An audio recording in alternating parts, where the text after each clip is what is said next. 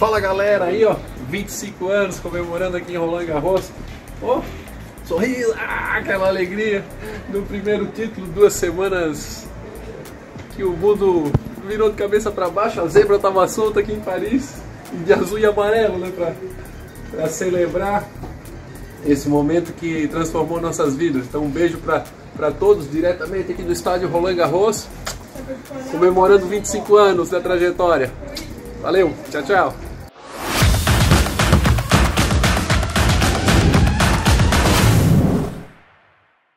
Salve, salve galera! Hoje é quinta-feira, é dia de TBT e o Gustavo Kirten já deu a letra aí pra gente sobre o que a gente vai falar hoje. É isso mesmo, Guga falou que mudou o mundo dele, o mundo de quem estava em volta, virou de cabeça para baixo ali quando ele ganhou o Roland Garros em 1997.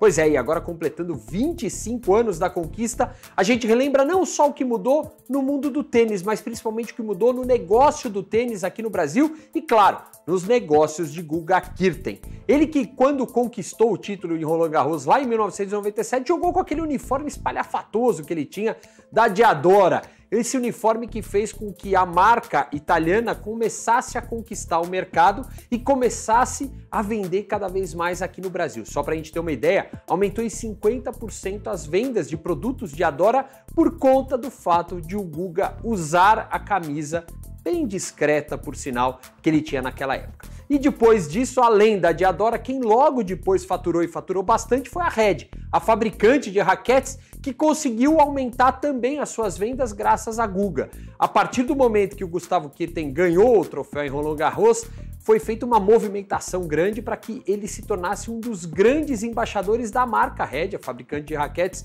no mundo inteiro. Isso, logicamente, se justificava também pelos números. Guga fez com que se aumentassem as vendas da Red de quase 30 mil raquetes por ano só no mercado brasileiro. Isso representava na época ali, mais ou menos 98, 99, ano 2000, mais de 4 milhões de reais por faturamento por ano para a marca de raquetes. Guga vinha embalando títulos, embalando conquista e fazendo com que o mercado se revolucionasse. E o mercado publicitário brasileiro estava ávido por mudanças desde que o Ayrton Senna tinha morrido.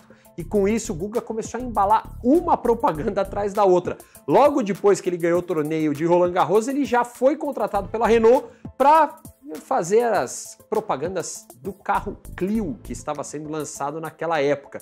E era divertidíssima a propaganda, brincava com o fato dele dirigir o carro, dele, como dizia na época, era o segundo lugar que ele se sentia mais à vontade, obviamente, depois da quadra de tênis. O Guga foi começando a embalar um contrato publicitário no outro e foi se transformando no grande nome da publicidade esportiva brasileira ali, naqueles anos 97, 98, 99, até no ano 2000, quando ele termina em primeiro do mundo. Isso faz com que ele seja buscado pela publicidade e pela propaganda. Um pouco depois do Clio, foi a vez dele fechar contrato com a Pepsi, né? Numa propaganda que era divertidíssima naquela época, que envolvia ele e o Denilson num jogo de tênis e futebol. Aquela propaganda tinha muito sentido na época porque era um pouquinho antes da Copa do Mundo de 1998 na França, que tinha Denilson como um dos grandes nomes da seleção brasileira naquela época. E com isso o Guga acabou contracenando com ele e era uma propaganda divertida que dizia que rede era gol. O Denilson dizia isso, obviamente. Depois da Pepsi, ele foi fechar um contrato com a Raider para fazer a propaganda de chinelos. Mas não era só propaganda de chinelos. O Guga desenvolveu uma linha de produtos com a Raider, com a Grandene, né? E você tinha várias, tinha a Papete do Gustavo Kirten naquela época, e fazia com que ele faturasse muito em licenciamento. E essa talvez seja a primeira grande lição de negócios que o Guga trouxe naquela época.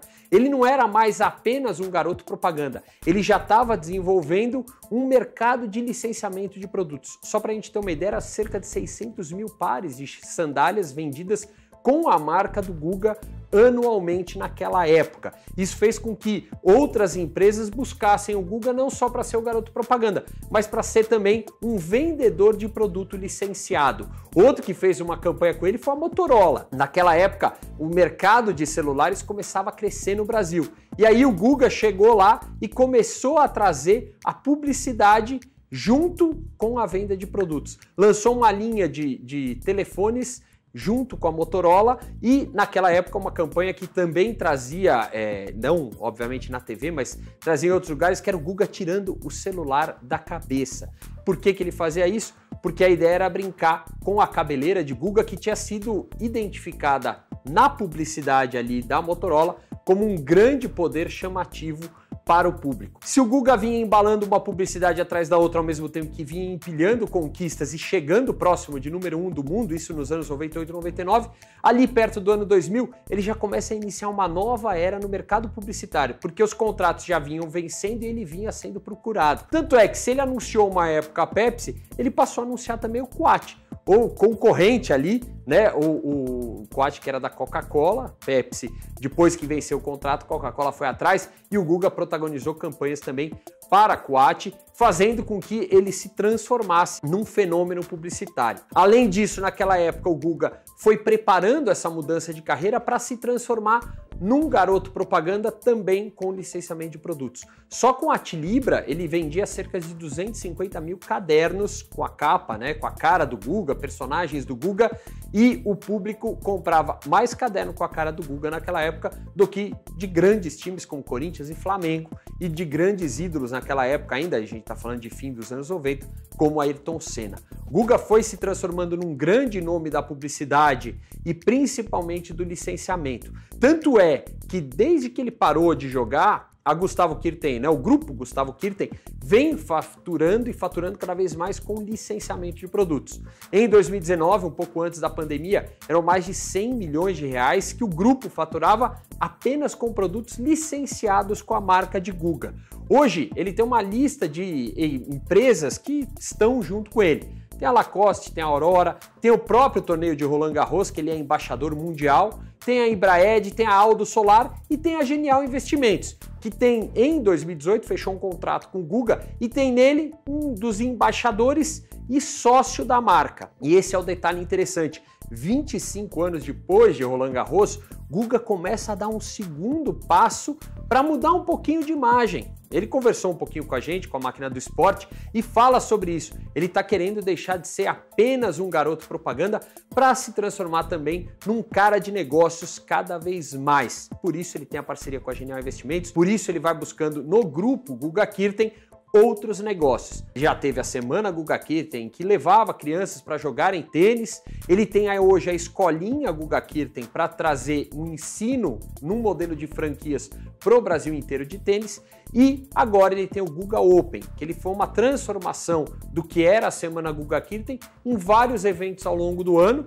Tem agora em julho em São Paulo, acontecendo em Vinhedo, e no final do ano vai ter uma etapa de encerramento desse torneio. Guga Kirten, 25 anos depois do título de Roland Garros, continua sendo um fenômeno publicitário. Mas mais do que isso, o Guga conseguiu fazer com que as conquistas dentro da quadra se transformassem em negócios cada vez mais sólidos fora dela. Talvez hoje seja o atleta no Brasil que mais fatura com licenciamento de produto. É ou não é um fenômeno o que ele começou a construir 25 anos atrás?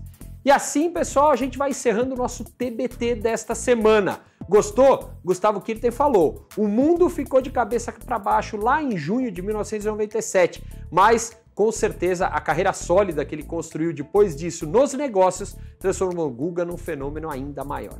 Dê o seu like, dê o seu joinha, ative o sininho, continue acompanhando aqui todas as informações sobre os negócios do esporte no Brasil e no mundo.